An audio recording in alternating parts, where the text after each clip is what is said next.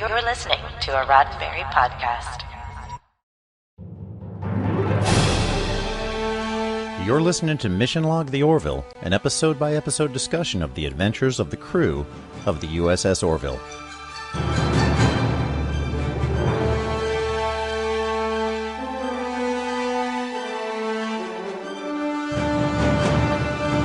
Welcome to another episode of Mission Log the Orville. This week we have Tom Costantino. Tom is co-producer of The Orville New Horizons, and he's worked on 911, One Mississippi with Tig Notaro, Bull, Heroes Reborn, American Ninja Warrior, and much, much more. We're going to discuss Tom's fandom, his background as an editor and producer, and what to look forward to in the Orville New Horizons. My name is Mike Richards. And I'm Mike Richards. Mission Log the Orville is a conversation that depends on your participation. Share your thoughts and ideas and tell us what we missed at ML_the Orville at Twitter, Mission Log Pod on Facebook, or you can email us at missionlog-theorville@roddenberry.com. And if you're watching this on the Roddenberry YouTube channel, please hit like and subscribe. And remember, we may use your comments on an upcoming episode.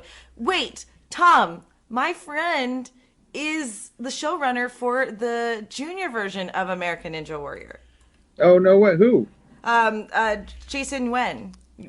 I always say his name. Well, my neighbor and also former showrunner Anthony Storm probably knows them well because I'm sure that's true. It's like you can't know every single person that works on every project, but I didn't know that you worked on that, so that's so cool. For a brief time I worked. I've done a lot of unscripted stuff, and I did a little bit of work on them for two, might have been 3 seasons total. You know how the seasons blend, but yes. I worked on like a lot of the packages, the backstory packages, which was sort of like that thing. So you're dealing with the human interest Yeah, story. exactly. So you're still telling story. You gotta make sure someone cries, and you gotta interview the grandma. So that is actually great story development. Yeah, that's it was awesome. fun. There's some people who are like really good at doing the runs. I am, the runs are good, but I like the little doc. That's my background, documentary. So.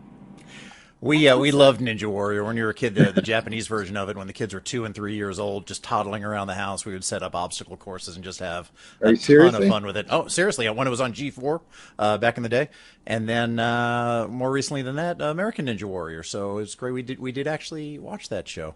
I will 1000% tell Anthony that this weekend.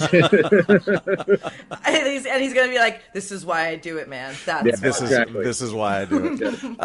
So I heard you're a New Yorker. I'm kind of a New Yorker. I'm a Long Islander. Are you? Is that true that I heard that you're from New York? I am a New Yorker. You are also a New Yorker. I don't like when Long Islanders don't call themselves New Yorkers. It's the thing. I'm the opposite. It's more the opposite. Like if I say I'm a New Yorker and they say where are you from and I say Long Island, they usually kind of give me the hand wave. I'm going to be fair and say I don't ever say that I was born in the Valley. I just say I'm from Los Angeles, because the second I say the Valley, OG Los Angeles, people will be like, that's not Los Angeles. That's like a real thing. We're in the Valley. It's the Valley is Los Angeles County, and you're mean if you're trying to gatekeep me from claiming Los Angeles. I'm not. No, I like the Valley. Oh no, I like the Valley, and I get, what for it. Shuttle bay doors for it. That's ridiculous. I'm a guy. I'm a New Yorker, too. I mean, it's like it'd be like us knocking Jersey, which I also happen to like. So people can, which I also lived in for a while. So and my family's my dad's side of the family's from there. So And it seems like between Scott Grimes, yourself, and Seth, you got the tri-state area covered. We got the whole tri-state area. We're all just lost transplants out here in the West. So WPIX, Channel 11, Star Trek every day. Where'd your fandom come from? Yep. With the I'm going to age myself. With the Domino's Pizza. Oh. I think it used to be around 5 o'clock. They used to play. It on Pix. Yeah, like around 5. I used to watch it all summer. I'd eat pizza, and I would watch the reruns in the air conditioning because it was 179 degrees, humidity, and that's kind of where my fandom came from mainly. I mean, obviously there's the Star Wars all portion of that. I mean, like I said, I'm aging myself, but my grandfather did take me to go see it in the theater, kind of thing, Star Trek was TV. I was already a fan before the motion picture came out. I mean, I was young, but very young. But I was gonna say you got a handsome baby face thing going on. So even if you age, men get this good rap where you age well. and it's all on the inside. Well, believe it or not, the stress really and the is. cancer. Yeah, exactly. Yeah, Believe it or not, this is not as good as There's a whatever's reason left the of this. framing is from your chest. Yeah, Got it. exactly. believe it or not, though, you wouldn't believe it with your full head of hair and boyish good looks, but we're about the same age. So when you said you aged yourself, you didn't age yourself more than me. I'm about. I guess I'm we're a few both hitting on years you, older. Tom. Yeah. That's fine. Hey, well, you're both local, so hey, let's meet up. What's after. up? Good deal. We can Sounds we can hang out, man. Why do you got to put everything in a box? Yeah, exactly. Oh my goodness gracious! So you had Star Wars, Star Trek, just same Buck year. Rogers. No, I'm very much down the road. I mean, a lot of people were comic book fans, and unfortunately, I don't know why, I never got into comic books. I mean, I got handed a few, but my dad was like a real he was like old Buck Rogers nerd, and like Planet of the Apes and those kind of, I had the old Planet of the Apes tree set kit. Sure. So it was ingrained into me sci-fi. We'd watch the $6 Million Man together. He'd let me stay up once in a while past 7:00, and when the big black tank or Sasquatch would come, I'd get scared and I'd run upstairs. But that's sort of like my orientation. So I'm like a 70s, 80s movies and TVs sci-fi nerd, and that's where whatever cred or any sort of fandom comes from for me. I would say my dad got me into. Well, I know I've talked about it. My dad definitely. Him and I would watch Star Trek reruns at 1 a.m. You would? Oh my God, that's where I get my entrance. And he was also a huge Star Wars fan. Right. I'm named after Lady Jessica from Dune, so I had all this. Seriously? Yeah, I was pushed into it, whether I could help it or not. I played Star Wars cards, and I was still in that era when it wasn't cool, and everyone's like, no way girls are into it. But I also, anyway, I didn't experience that. But which, at 1 a.m, was it? It must have been regular Star Trek, right? It wasn't. It was original series, Yeah, I was saying. Because he wasn't into the Next Generation. I ended up having to watch the Next Generation in order to do an improvised show in the style of it. Whoa. And I know. And it's awesome. And I was afraid to watch it because I didn't want anything to replace Kirk in my heart. And I couldn't imagine that Picard would be as good. And then you just realize Picard's just a mature Kirk, That's exactly how he was written to begin with. And it was that Riker, Riker's just the sexy Kirk, if you think he's sexy. And Picard is like, I used to be an angry man, and now I'm cool, calm and collected. Frakes is a good-looking man. I'm not. So I'm just saying. I'm not. I know him personally. Preference. I can't. You can't. I wouldn't anyway. He was on my bucket list, so I wouldn't politically, but also saying this, truthfully. Yeah, he's a good-looking guy. The energy is great too. I've hurt people's feelings when I say that he's not the first one I would go for. No, I get that. But you hurt my feelings when you said that. We talked about that earlier on the show. That's what I'm remembering now. Oh, please. No one got a little whoa, look at that. When they stripped him naked in Chain of Command, it was like, look at that guy's ripped. Well, now, and that's when things change. You're like, oh, I see them in a new light. Exactly. But we all asked why. We all asked why he was wearing a sweater under that silk skirt, silk shirt. And Deanna Troi does a lot of heavy lifting by liking him too. Let's just be honest. So that's just my opinion. But the reason why I'm giving that background is, so your dad must have been into Buck Rogers then, or Flash Gordon? What was he doing? How did he start out to be a sci-fi guy? Well, ironically enough, never asked him. I just took it for granted. He's no longer with us, or I'd call him and find out. But he, my mom was supportive too, by the way. I think they were both. There is one story about them. They got married, and they wrapped up their wedding early to watch an episode of Star Trek. I think it was either the second season was premiering or something. I got to get the details, but they remember because it was cold. It was snowing, and they went home and just watched. I'll get the details. I wish I knew you were going to ask me this. I would have figured out exactly what episode, because I think it was the second season. But yeah, so they obviously had it in their blood. And I used to take the weekend trips, back when a middle class lifestyle would support this. They used to do the Toys R Us runs with my parents, and I would go out. No, like when the new like if the Y-wing would come out or something, like I would like want to go, or they were like running new stuff from like Empire Strikes Back. I mean, like going down the Star Wars aisle or the GI Joe aisle, which is my other obsession. Oh my gosh, I love spent that. hours in there picking the thing, and eventually bring home the toy. I mean, I had everything, and then. Stupidly not realizing how valuable they would be, I filmed them with a VHS camera, lit them on fire because we didn't have special effects back then. So the special effect was if you want to make a laser blast and make the ad on fire, you would light it on fire, but then the melted plastic would go into your brain, and then you don't have a toy after. So, do you have those videos still? I do somewhere. I have That's a couple awesome. of them. I have to dig them up. We have to share those. If someone has a VHS converter, I at least have the one that I've mentioned before. I have the one where I spliced in the Moonraker footage. I literally was doing this. I was moving all of my VHS to digital so that I can keep it. So I can do this for you. I might ask you. Honest to God, I'd be happy to, because I also have to watch it while I have the VHS sitting. No one else in LA has this right now. I'd be happy to do it. I spent like $60 on a dongle. It was great. Oh my God, really? It's probably reruns of SNL and then those movies. That's probably what it is. I'm happy to do that because also you can't get full episodes unless you buy some sort of package of SNL. No way. So then if you're making those videos at that age, that must have been a precursor, obviously, to filmmaking, TV, that entrance into it. When did you go, editing, or like, do you feel like you're doing your heart song's work right now? Yeah. I sort of realized I had to do something with my hands, and I used to draw. I mean, not like Seth or like I was a half decent artist. But I would always make things, or like I'd use in college, like when I do projects, I was like very handy with an X-Acto blade. That sounds weirder than I mean, but I know would exactly what you mean. For art projects or photo projects, they wouldn't just be photos all the time. They would be actual like dioramas and things. And wow. That actually, my first job was in advertising. My first real job was in advertising, so that became useful because I worked in the in-house business department. But I edited a couple videos with my friend Miles, who was from high school. We used to run around high school and do like comedy running videos and stuff. But it was really college that actually the first person to help me edit was the stage manager of David Letterman, whose mom lived next door to us.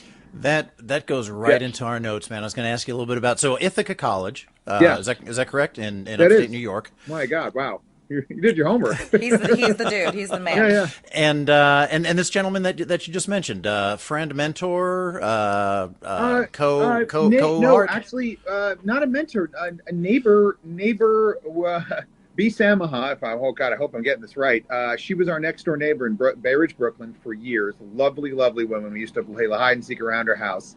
I think my sister accidentally broke her window with a baseball once, but we ought to know the whole family. But Jeff, who I don't think he came to, he was David Letterman's guy, but he didn't go to CBS because he had such a good mention with NBC. This is super minutia. Insider baseball. But he was David Letterman's stage manager for all of late night, and he knew a lot about production, and so he would see me around with the video camera, and then I started doing it in high school, and he would have me over, and he'd teach me how to edit VHS to VHS, and that's where I got my first taste of it. I know it's really random, but that's I probably have that Miles jumping around video too. Once I got to Ithaca College, and there was a reel-to-reel, like a Sony 900 machine, and I was part of the college TV station. That's when I got into editing. So. What do you like about it? I know this is such a stupid question, but no, it can be. It's actually it's open enough that it's easy to answer.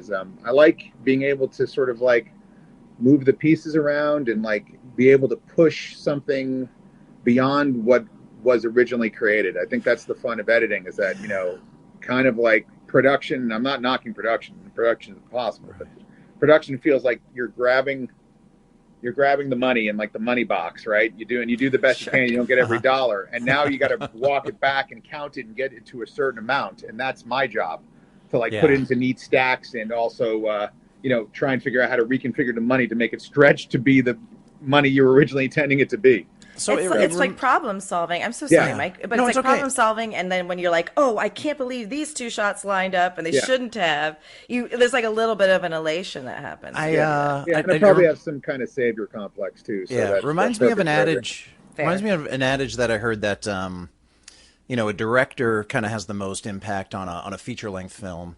But the editor has the most impact on a television show. Is that sort of an accurate statement? It is in some ways, but I also think feature editors, I mean, they are heavily involved, and now that like a lot of television has moved into streaming, it's so blurry right now. Yeah, the editor they're assuming of more of a feature role, like kind of like what I do on the Orville, and I have friends who work on other shows where they're more involved in color, they're more involved in ADR, they're on set more.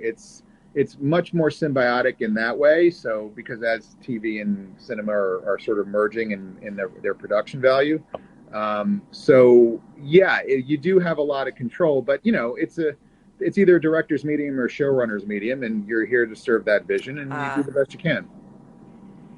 So then it seems like this is something that we're really getting a great sense of now, interviewing so many of you guys from behind the scenes. Is the harmony, even whether you disagree or not, but the symbiotic nature that you're talking about.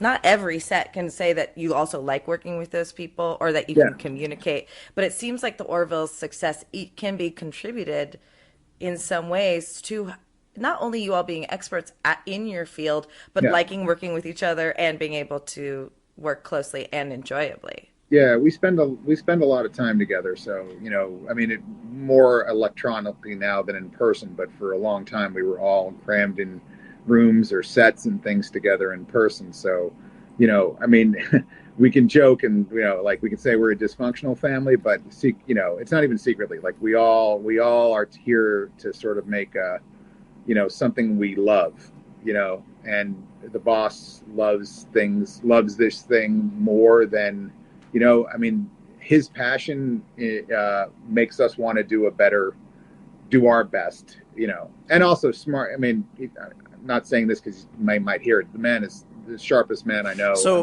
nothing gets past him. So you want to make it great. Unsolicited, all three of you that have guested have said how smart he is, which is fantastic. Well, he is. Yeah, he is. The guy's talented as hell, and and he's also he's a bit of a rebel. I mean that as a compliment too. Like he does what he wants to do and how he wants to do it, and that's the most successful and the most creative, talented people are the ones who sort of take other people's opinions and also like make a collaborative process, but also make sure that the content's protected. And knows how to make a decision too. I find leadership is great when you go, this is the choice, and I'll apologize for it later if we screwed up. Yeah, I love it. He's fully capable of going, you know what, that wasn't the best. Which is like that's what I think good leadership. That's my kind of leadership. That's what I'm saying. It's like someone who can go, but in retrospect, sometimes you just need someone to make a call. Yeah. Well, I didn't stick around for 6 years because this was a boring job. Yeah. Sure.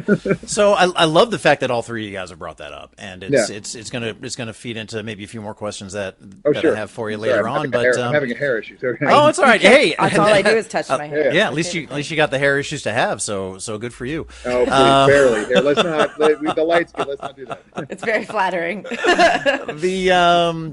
So you've made a move lately from editor to co-producer. How has that changed life for you in any way? Are you the guy in the money box now? Somewhat. No, I'm still cutting. It's just I have a lot of other roles on the show, some defined, some undefined. So they were lovely enough to recognize it with a proper title, I guess, or whatever you want to call it. But no, I mean, I'm on set. I'm not in the DJ or anything, but I'm like. Either like Howard, our one of our executive producers, and UPM, and John Cassar, our producing director. Like there's a complicated shoot going on. They like to have me around, along with some of the effects team. So there's a whole bunch of things to be done. But no, I do like producing. It's nice to not always be in the chair, but editing is my first love, and it's not like I'm ever going to stop cutting. But I don't do it alone. I want to say this is that. this year and last year to some degree is that I had an editing team that of mine and Bart, Kevin, and Hillary, all amazing editors. So we all worked in tandem together. So I'm not just the guy cutting the show. They are equally responsible for everything we've done here. So how are things, just kind of a 41,000 foot just general overview? How are things organized, kind of from not really an org chart, but maybe just sort of a cultural standpoint, from Seth to the producers to the executive producers to the other producers down to the sort of rank and file workers? Howard, just sort of an overview of how things are organized. Well, the writers and Seth, they gestate the show, and they were kind of a streaming show before we were a streaming show. They acted like a streaming show. And I mean, and the best way is that we knew we had the scripts before we shot, or at least most of the scripts before we shot. Or actually, it is all the scripts where we shot. Sometimes we do little revisions. Network TV didn't work like that, even though we were on a network. Like, you don't necessarily know the last, maybe the first 3 scripts, but you don't know the next 12 or 20. Right? We had them. So we were able to plan narratively, creatively. And as we got into season 2, we started cross-boarding. Then season 3, we just totally cross-boarded, more cross-boarded after COVID. What does cross-boarding mean? Just so I'm on you're shooting episodes out of order. Wow. You're not just shooting like 301 and 303. I like trying to figure that out. It's like, did they stop filming and get them right at the same moment? So that's very cool to know. Yeah. So that's so. I mean, it's also it creates some efficiencies, and also like if you're going to be in a set for 2 weeks, you don't want to. It's easier to not go 2 days and 3 days, unless it's a standing set, as we call it. Like I don't know what would be a standing set. The bridge. Medical bay, the bridge, right? That you can leave and it can stay. But sometimes in like the case of the shuttle bay, the shuttle bay becomes what we call a swing set. And we put other sets inside the shuttle bay because it's such a big space. Wow. Space is a premium. So sometimes you had to rebuild out the shuttle bay for another thing or another planet or something. And then you shoot there for 2 weeks. Then you got to clear that out. Now you got to go catch up on all the shuttle shots. So but if in a subsequent episode you were going to revisit that same planet, you could just shoot that right then. That's right. And take advantage of the set. That's right. If it's over a couple episodes, we can knock them out for both 3, 4. That's kind of how you do it. And then, of course, when you make a mistake or you want to reshoot something, you put it back up. That's what happens. Being on a network or being on a major streaming channel does afford that luxury. Yes, whether you want to or not. Fair. That's kind of like a spilt milk philosophy, and that might be able to speak to another question I have. It's like, it is spilt milk, but like, how do you lead your amazing editing crew through something like that? Well, we have. I'm not trying to disparage other. All shows are different. They have their own ecology. Seth is, and John Cassar and Howard, like the whole producing team. Lily and Awa.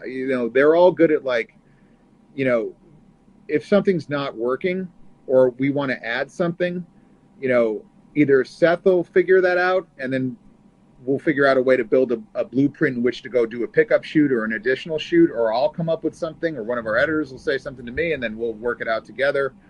I can't go into details, but there's some stuff that we realized after we got in the room, we realized that some additional photography would really make it more special and more intimate. So we wrote some lines. Well, he wrote some lines. I wrote some lines. He punched them up. We went back and we shot some pickups. I love the tweet that you responded to where someone was talking about Muskas, that the stars were going one direction in one episode. He's going to listen to this too. Love the guy. I mean, yes, fair. But I would have never. I'm like, wait, but didn't the ship just turn around? I didn't understand until I don't know. We messed up. You believe me? Friggin' love your admonition to that. It's like also again, it's spilt milk, no, but it's also it's charming. I love that you responded to it. It was very cute. You want to know something? I say this with love. Like, please, the opposite, not caring, no one caring. It's cold out there. You want to nitpick the show to death. You want to have fun with us. You want to be everyone. I mean, 99% of the fandom that I interact with is beyond respectful and funny and nice. And I don't care if they knock the show, as long as they're not like making personal digs at like crew people or cast and stuff. Like it's fine, tear it apart. Who cares? But Can tell just how you interact and what you share that you not only like are like, yeah, I got a job in Hollywood, I'm making money. You like the show and you I like do. what the work you do on it, and it's really palpable in how you interact with people and what you share. And No, that and was obviously I get FOMO too. I mean, like there's shows I'd like to work on that may or may not have called me, but then I also know there's some people crazy enough to want my job. So it's I like, love podcasting. It's not my end all be all, but like it's cool that I hear you is what I'm trying to say. I relate. But yes, I am. When I take 5 seconds, and I do mean only 5, because between me and my therapist, yes, I am grateful. But between talk to yourself them next. and the other people I've gotten to speak with and meet on the production, it seems like this is such a labor of love for all of you, and it comes across. Can you talk a little bit about that, just about that and the culture and the what it means to put this show out? Well, everybody who is here wants to be here, and that means something. And they're all fans of sci-fi. Some are obviously fans of Trek or other properties, but they all really want to work with or for Seth. They all really want to make something special, and they all really just enjoy what they do generally. And 99% of them are really good at it. I mean, I can start naming people, but I'll be here all day. I mean, Myri, our costume designer, is amazing. Brooke, Brandon, Eric, the whole VFX team. I mean, they're beyond compare. And I got to compliment them on the ship. The pterodon is really hot. I'm into it. You got to see it, physically see it, right? Yes, and I stopped myself from caressing it. Well, that's fine. I didn't. Actually, there was someone trying to stop people from caressing it, but I was like, no, it's okay. You can touch it. But no, but I mean, and I'm the art department, Stephen Lineweaver, production designer, Robert Strohmeyer, he's, I believe, senior art director. I always forget his exact title, but he's like right under Stephen. We had Doug Drexler this year, Kit Stolen, Lex Kassar, Daniel Sachs, Brandon Fayette showed Brandon's some nice in work. VFX. God, there's like a million people I'm not even like. That's what I hate start naming, because I don't want people to feel Which bad, is, Seth mentioned the other night 500 individual rounds of applause for all the people he had to thank. But truly and honestly, I think the number is 200 to 300 people that are involved in production. It's about 300, not including vendors. Not including vendors. Wow. No, not including vendors. That's incredible. Yeah. And what is the is there sort of an attrition rate that you have to think about? Do people move on to other things? Not really, unless you decide to shoot for a long time during COVID. Okay, and that was a question I had when Seth was on the show. COVID aside, just the last 3 years, it doesn't seem like anybody from the cast was lost. From Jenny Turco and Lieutenant Dan, all the way up to Seth and I mean, we all lost our minds, but and the creative staff, I don't think has turned over much from what I've seen either. No, and all of us wanted to stick it through. And by the way, a lot of things were outside of our control. So it's like this wasn't part of the plan. We were always going to be a long season. We shoot long. I mean, obviously the shows are ambitious. It was always going to be, I think we signed on for 13, expecting it to be 14 to 16. By the time the world ended, it was probably around 15. And then, now we're like 3 years, but what are you going to do? So the answer is no. I mean, we were able to pretty much hold it together there. I mean, eventually like people need to go get jobs, or there's opportunities. Like there's sometimes attrition towards the end, especially if like things get extended, because people got to work. So, if you got 3 weeks left on the Orville and someone comes along with a 9-month job, you might, you got to eat. Well, and I think it just shows that people at companies working on projects with high levels of satisfaction, who are doing work that they love, don't leave. And I think that proof is in the fact that during a delayed season like this one, virtually everybody stayed, and that's amazing. Yeah, no, it was great. I think people were, it was difficult to weather the production, downtime, and that's a longer story for another day in terms of, because it's just, it's like a lot of minutia, but like everyone hung in there, and we came back and we finally started rolling, and then we had to stop down again. But we everybody sort of, aside from having to dust off the sets and get everybody back. I mean, some of post and VFX was working for part of it, but we kind of picked up where we left off. When was principal photography finished for this season? August something. I think it was August of 21. Yes. Okay. What's the other than COVID aside? What's kind of the weirdest thing you've had to is anything change when you and again, like you said, they rewarded your kind of extra efforts other than cutting with the title of co-producer, because it seems like you were probably taking initiative and doing things beyond the scope of your job. But what's kind of the craziest kind of thing that going from editing to producing that you thought, man, I never in a million years thought I'd have to deal with something like this? I'm going to take some of those stories to my grave, or maybe ask me again after the season airs, and I can tell you. No, you end up being in the politics. Not the politics. That's the wrong word. You end up being in the people management business.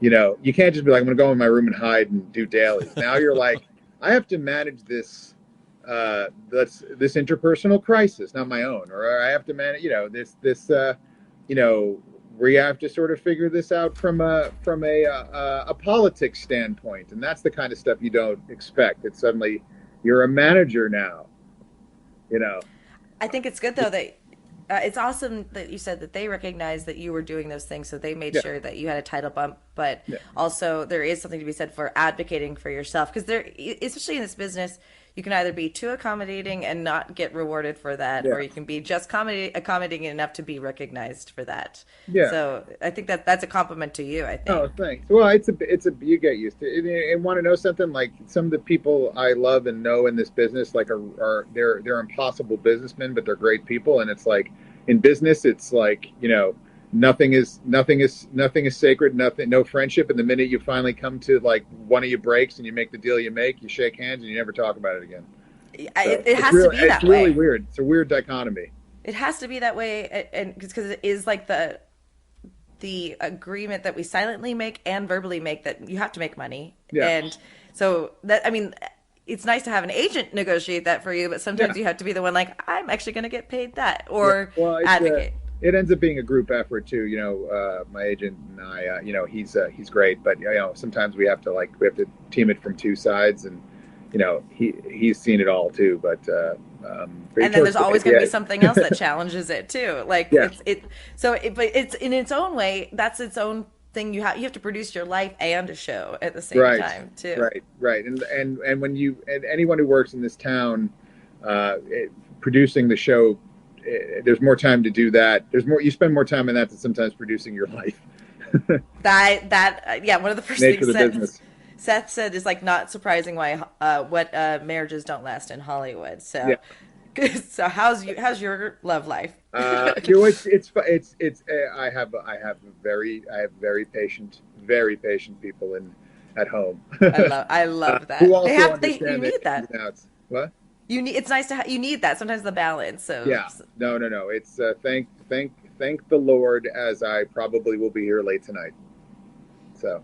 And they're also waiting for you. So now that you've had some experience dealing with these interpersonal issues, other than your own, what has that kind of affected? What kind of leadership style you display or demonstrate or have adopted? Oh yeah, well, you kind of learn by doing. I see leadership makes it sound like it's not.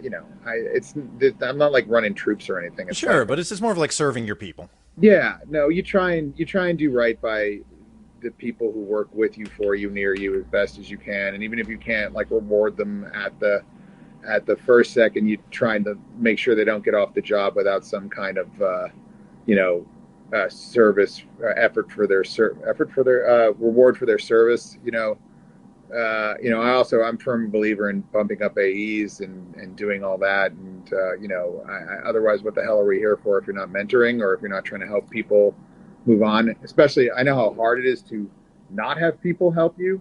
It feels terrible. So I try whenever possible not to replicate that for other people. I mean, sometimes I'm powerless to do so, but, It's not so that karmically I get it back, but it's just, And anybody responsible for your first big break out of college, or your first big move into actually, showbiz? yeah. Well, I mean, aside from my very patient family, two people who sort of helped me got into scripted. One was actually they're tied together. And I probably said this before, but my old boss Susan Zirinsky, who was president of CBS News, she also EP of 48 Hours, used to call my rabbi. She was coming out here, on a set visit because her daughter loved CSI Miami. And ironically enough, my future boss, which I didn't know at the time, Gina Lamar, who is an amazing director, producer,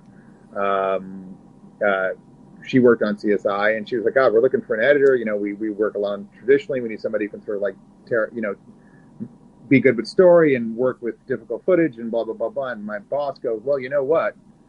And next thing I know, I'm meeting Gina in a coffee bean on Robertson, and I got into the union, and that was my first scripted job.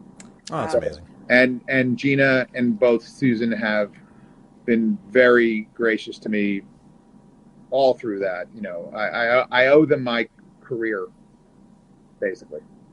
So. Well, I do think that I think this business, yes, there are plenty of people that you can work with that aren't the nicest people, but I feel like people can get a shot because they're good at what they do.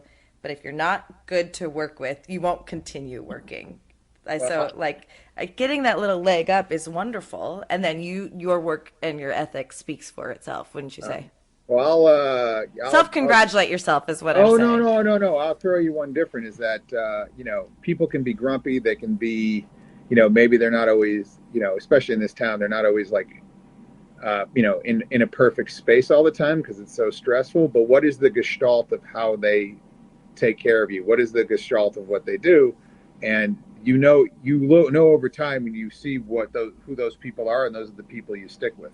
Not everybody's going to have a perfect day, especially in this town, especially where the planet is right now. But are they in your corner? Are they looking out for you without necessarily asking for something in return? And if you identify those people and they're doing that, those are the people you should hang on to. And I think, go ahead. It's fun to be around if you can. I think so. And the Orville, I think, is indicative of that. Yeah. Right. And you mentioned the kind of the state of affairs, human affairs as we find them right now. Yeah. And we look at a universe like what is portrayed in the Orville. And part of what we dig into on our show is messages, morals, meanings, and what the show means to us and how we can kind of use that behavior and those decisions that are modeled to make better decisions, be better people, and help us get a little bit of yardage to get that better future. With the work that you do in producing the show, how involved, how important to you are these messages that get discussed, and just the overall kind of vision and view of the show? And science fiction isn't about the future; it's about us right now. So yeah, no, I mean, obviously we do a lot by allegory. I mean, we're not, we have a certain stylistic thing based on like our roots and all that. But obviously, I'm a firm believer in science. I'm a firm believer in treating people equally. I'm a firm believer in never leaving someone behind. Everyone should be fed. Everyone should have medical. Everyone should have a roof. Have a roof. I know these are controversial themes sometimes. Honestly, I can't believe it that you're saying that you're actually speaking about this. I don't know. Maybe I'm going to say it. Maybe not. I don't know. Shooting kids. We don't ask for much, but so working in a show that believes in a future that I, as a child, believed in, because I wanted to be in NASA and I wanted to go explore space. And, for about 10 seconds, I wanted to be a biologist, but then I realized it was too dumb. So, it's important to me. So being able to work in a show that promotes that, and not that it's a utopia, because obviously there's a lot of struggles in the show and stuff, but one that is based in science and exploration and removes poverty and all that, that's my thing. And the ideals in Star Trek and in the Orville, the ideals do win out, especially a couple hundred years from now. It is hopeful to watch most of the problems be interpersonal in a sense, because exactly. you're not. I did have a similar trajectory from you though too. I was like, I'm gonna do chemistry. I was good with an X-Acto knife, and then I went, I can play those people on TV instead. Yeah. It's easier. It's easier to fake it till you make it. So much easier. But it's interesting you said that, because the other thing that you just made me think of is that, like, one thing I do like about the show is that they also, like, we take our job seriously, but we don't take ourselves seriously. And I think that's reflected in the show too. Like, the crew takes their job seriously, but, like, not every, they don't take themselves seriously, and not everything's like needs to be, managed in, life or death, or and also, like, I'm not like sanctimonious and pompous, and like that's stuff I don't dig, and I feel like our show tries to go out of the way, or like if it's approaching that, at some point it will take the lack of a better word, piss out of itself. So one of the even things, in the trailer we made fun of ourselves, which was our idea. Totally. And when we discuss the ethical decisions that are made on the show and the leadership style, there's always that essence of vulnerability. That feedback is not only accepted and wanted, but valued, and even negative feedback, and it's not met with defensiveness. It's met with openness, and how can we do things better? And even your comment before about folks giving you feedback on the show itself is welcomed. And Ed Mercer's leadership style shows that on the show as well. Oh, I know I never made that connection until you just literally said it. But and also, like, it is a symbiotic relationship. We have nothing without a fan base. So, like, I am actually of this belief that the fans do own the material to some degree. Maybe it's not 50-50, but, like, they do get a say, because without them, you're just broadcasting to a wall. So I might be in the minority, but. Well, no, and I would love to actually, we have you for another 10 minutes, and I would love to unpack that. Well, I'm looking forward to having you back so that we can unpack something like that, because, like, I'm a fan of Wilco, and one of their songs talks about, like, the second you give it to the world, it's not yours anymore. Oh, yeah, of course. But there also is the toxic side of that, where you're like, you get, the Rise of the Skywalker, where a lot of people feel like you shouldn't have listened to. I actually feel that way. You're listening to the fanboys. I thought the movie was good, but you, like, how much should the Snyderverse should have been reinstated or something like that. Right. So it's just a weird balance that you have to find, I think. Well, I think the trick is that, and this is, I'm not disparaging anyone, is that, like, I've seen it on all, like, sometimes the conversation is taken over by extreme wording, and I think we're very capable of not taking the nuances of a conversation that you have in real life. Like, Twitter boils it down to angry. And behind, I don't know, this is boiling it down myself, but left, right, or like this, someone who doesn't like a Star Wars product to someone who is overly defending it. Like, they both might have a point as to why, but, like, if you put them in a room and they discuss it, they might even have, like, a genial discussion about it. But sometimes you get on the web and it's like, I've seen people, like, go after me or fight on my timeline. I'm like, what are we doing? There's, like, why? It's you're totally right. I was grateful enough to be on a panel. Yeah. And what was the panel? It was panel for Star Trek. We were talking about, like, the new age of Star Trek at the WonderCon. And my big platform is, like, everyone shut up. Stop using the Orville to say this is what Star Trek should be. Stop like the vitriol, etc. Because if you were in that room with this person that you disagreed with, you're not going to spit in their face. And in Twitter, you can do that proverbially. Anyway, I just agree with you. I want to talk more about it. I agree with you too. I have friends, all over the political spectrum, and sometimes you have to, even if you don't respect, even though you don't agree with their view, unless it's like, once again, shooting children. Correct. You can agree to disagree, or you can find the cause root as to why they're feeling that way, and you can have an action, maybe affect change by discussing it with them. I don't know. And loving someone is the quickest way to bridge understanding, and then disagreeing with someone in a healthy way is the quickest way to love somebody. Well, sure. If you go about it right. And gaining that understanding, and in celebration last year of what would have been Gene Roddenberry's 100th birthday, there was a quoting Gene Roddenberry podcast with 100 quotes, and one of them was, "You disagree with me? That's great. Let's sit down and talk about it. Because I'm going to learn something from you, and hopefully you'll learn something from me, and then we'll both know more, and then maybe we can find some common ground." And that's really what's missing across the board. That's a great quote. See, yeah, I think the minute we stopped talking to each other and started talking at each other, which I think social media does, I think we were doomed, because you know, It's not a conversation. It's not a conversation, and Twitter, you know, is not a conversation. There's been some nuanced things on Twitter that are great, but it's like some of it is it's you gotta get in each other's face. And I saw Sarah Silverman turn around a misogynist in one fell swoop. Like, Yeah. but that's also her deciding to expend energy Yeah. and you can't do that for everybody. But I will say, in a hopeful sense, I was raised in a sort of closed-minded way, despite being from LA. And I remember when a lot of the conversations were just beginning on Facebook, and a lot of people were starting to talk about like white privilege and stuff. And as opposed to engaging, I was reading, as opposed to going, because my button was getting pushed and going, I'm not, like we tend to want to protect ourselves first before learning. I learned more by watching and reading and watch other people flail. And I think there's more people that read these bad comments and go, oh, I don't know if I like how that person's responding that I normally agree with. Maybe I should change the way I approach this. There are the people, we call them lurkers on Twitch chat. They don't interact, and they might be the more socially introverted, but we are changing opinions also, I think, just by existing, being like Seth, who's like, okay to say I screwed that up, or being like you, like, hey, how can I just talk to you about this? Yeah. I would like to agree. I think that we can all be the change just by existing as nicely as possible and exemplifying. I'm not trying to simplify it. I don't think You're not. I don't think talking is going to solve everything, but I think we got to start somewhere. I agree. Yeah, and Tom, you hit the nail on the head when you said we have to talk to each other and not at each other. Yeah. We want to be respectful for your time. And I got a question for you. We got the Orville New Horizons going to premiere on June 2nd on Hulu in the United States. Oh, that's why we're here. Disney Plus. God. Well, you can edit some things out. Sure.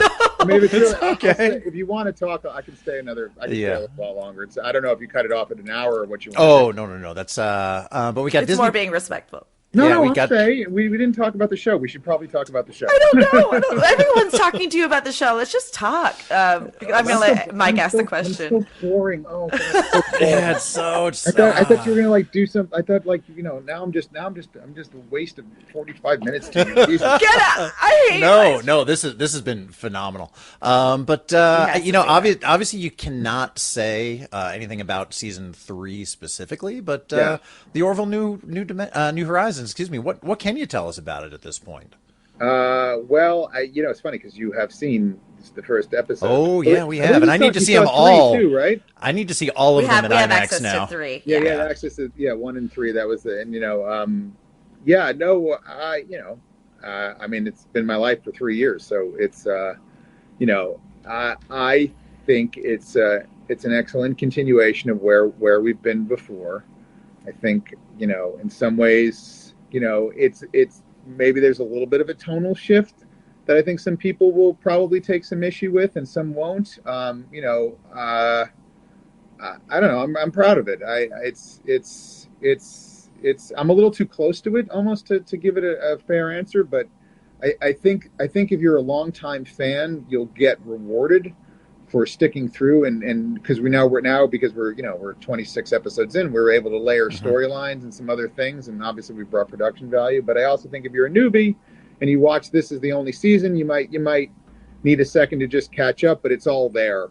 And I think you'll love some of the episodic stuff. And that tonal shift that you mentioned, is that the result of maturation of the show, or the change to Hulu, combination of everything? Yeah, it wasn't really a change to Hulu, and it's not really a tonal shift. It's just we're able to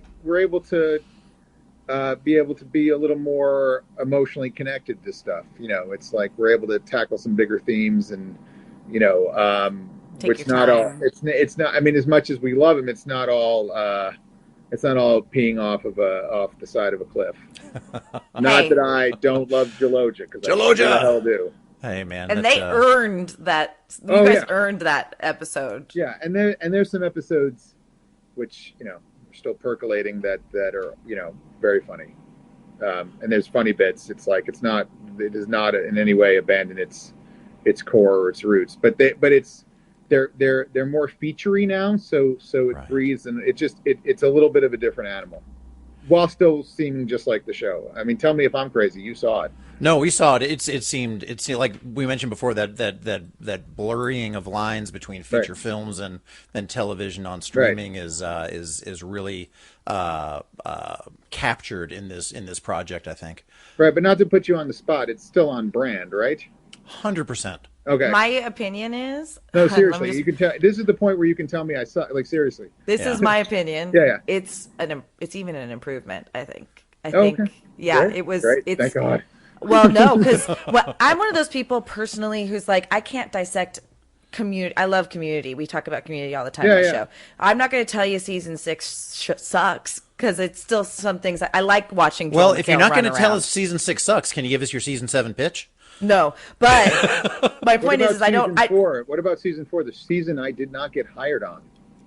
Oh well, screw them. Yeah, but my friend, season, right? It was the what? People think of season 4 was the crappy season. 4, yeah. My friend was a guest star on one of those episodes, so I can't say that out loud. Sure. But I'm sorry on your behalf. My point being is, all I want to do is watch Penny Gerald Johnson. All I want to do is watch Mercer, and I want to see if maybe Kelly and Ed are gonna kiss.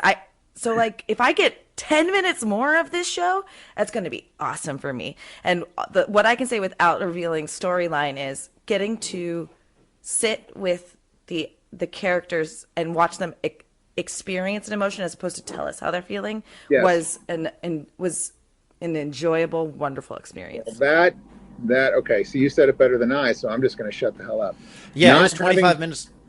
What?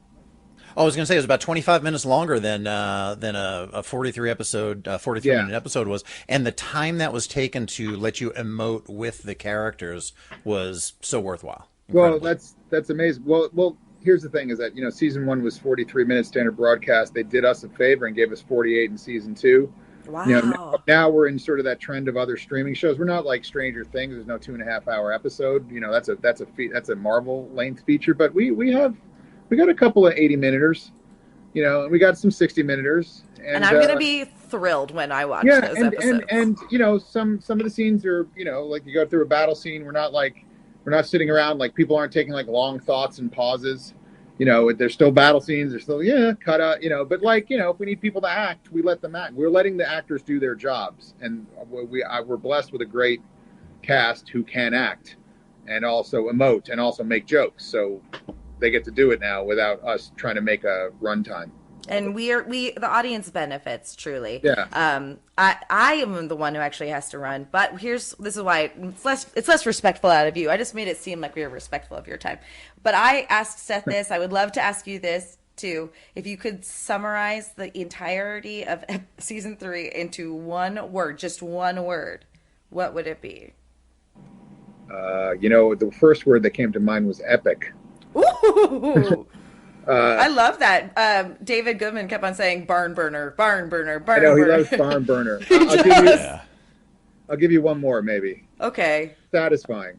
Ooh. Oh, that's well, from what I've seen from episode 1 of New Horizons, it definitely was epic. Where any other projects you're working on you want to let our listeners know about coming down the pike, or this has been kind of all consuming? No, it's all consuming. My father-in-law is in the business, and he's working on some fun stuff that I'm kind of helping him out with. Some I don't even know if I could talk about it. So, but just other than that, no, I am all Orville all the time, and then whatever time is left, I can maybe see the sunshine. I think people following you on Twitter, though, will not be disappointed. I think that's the easiest thing to say. Yeah, so your Twitter handle is just your name? If yeah, it's just follow me. You there? Yeah. Okay. Or Instagram. And or Instagram as well. Okay, outstanding. Well, we cannot thank you enough for your time. This has been an absolute pleasure. It was wonderful to meet you the other night.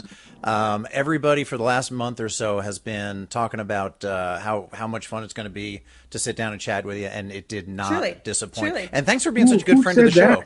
Weirdos, but oh my god! All right, well, thank them. Whoever they are, thank them. They lied, but thank you. Some people from Roddenberry and some people from the Orville as well did not disappoint. Thank you for being such a good friend of the show. You've been sharing our feed and stuff for several months. Stuff. I'm so happy to be here. This is so much fun. Well, thanks, Tom. We cannot thank you enough. Let's wrap it out, Mike. Mission Log The Orville is produced by Roddenberry Entertainment, technical production by the indestructible Earl Green. Our website and your opportunity to comment and connect with us is podcasts.roddenberry.com. You can join us next time on Mission Log The Orville as we discuss Season 3, Episode 1, Electric Sheep.